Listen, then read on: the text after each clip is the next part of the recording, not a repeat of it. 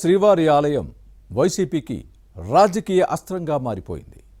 TTD ప్రతిష్టను దిగజార్చడమే లక్ష్యంగా పెట్టుకుంది. రాజకీయ లబ్ధి కోసం గోరంతలను కొండంతలుగా చిత్రీకరించడమే పనిగా పెట్టుకుందన్న విమర్శలు ఉన్నాయి. ఇటీవల క్యూలైన్లో టీటీడీకి వ్యతిరేకంగా వైసీపీ నేత నినాదాలు చేయడం కలకలం సృష్టించింది. అలాగే గతంలో పింక్ డైమండ్ పోయిందని విజయసాయిరెడ్డి చేసిన ఆరోపణలపై న్యాయ పోరాటం జరుగుతోంది. రాజకీయ లబ్ధి కోసం వైసీపీ చేస్తున్న దుష్ప్రచారం వారికే వ్యతిరేకంగా మారుతోంది. శ్రీవారి ఆలయ ప్రతిష్టను దెబ్బతీయడమే వైసీపీ లక్ష్యంగా పెట్టుకుందా? భక్తుల మనోభావాలతో ఆడుకోవడమే వారికి పనిగా మారిపోయిందా? ప్రతి అంశం ఫ్యాన్ పార్టీకి వ్యతిరేకంగా మారుతున్న నేతలకు ఎందుకు బుద్ధి రావడం లేదు?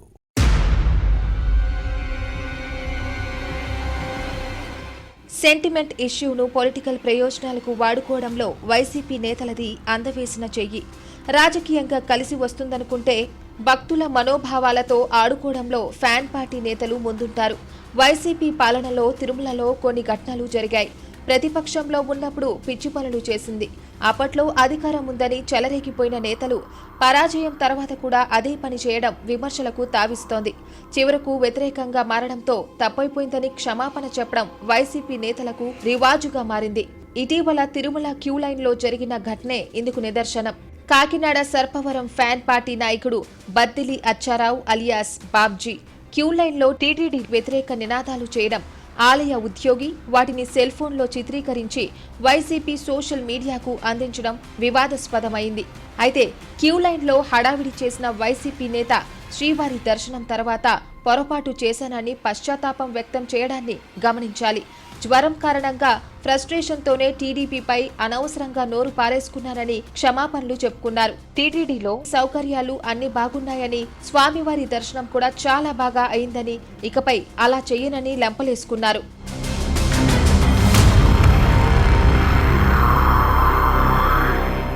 క్యూలైన్లో జరిగిన హడావిడి సోషల్ మీడియాలో తెగ వైరల్ చేయాలని చూసిన వైసీపీకి తమ పార్టీ నేత తప్పు ఒప్పుకోవడంతో గట్టి ఎదురుదెబ్బ తగిలినట్టు అయ్యింది.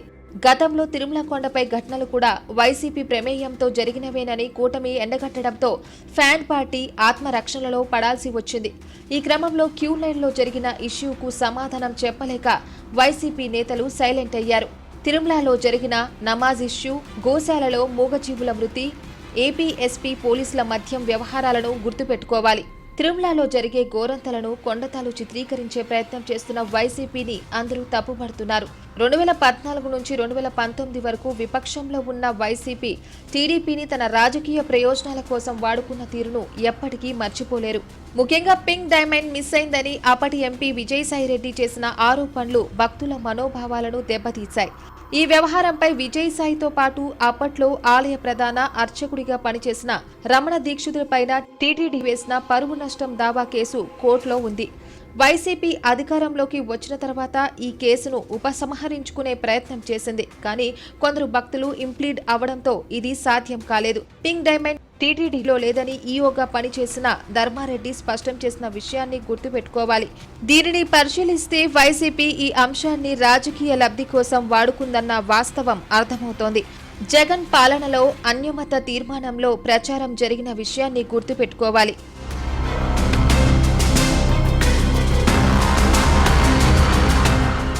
అంతేకాదు, శ్రీవారి ఆలయ పోర్టులో గుప్త నిధుల కోసం తవ్వకాలు జరిగున్నాయని రమణ దీక్షితులు ఆరోపించిన విషయాన్ని మర్చిపోకూడదు. ఆ తర్వాత అది తప్పుడు ప్రచారమని తేలిపోయింది.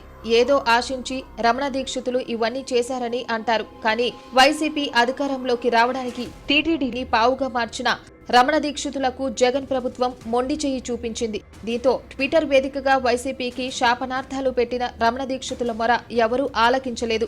తమ రాజకీయ ప్రయోజనాల కోసం టీటీడీని అప్రతిష్ట పాలు చేయడానికి కూడా వెనకాడని వైసీపీ నేతల తీరును ప్రజలు తప్పుపడుతున్నారు. శ్రీవారి భక్తి మనోభావాలతో ఆడుకునే విషయంలో భవిష్యత్తులో అయినా ఫ్యాన్ పార్టీ వైఖరిలో మార్పు వస్తుందో లేదో చూడాలి.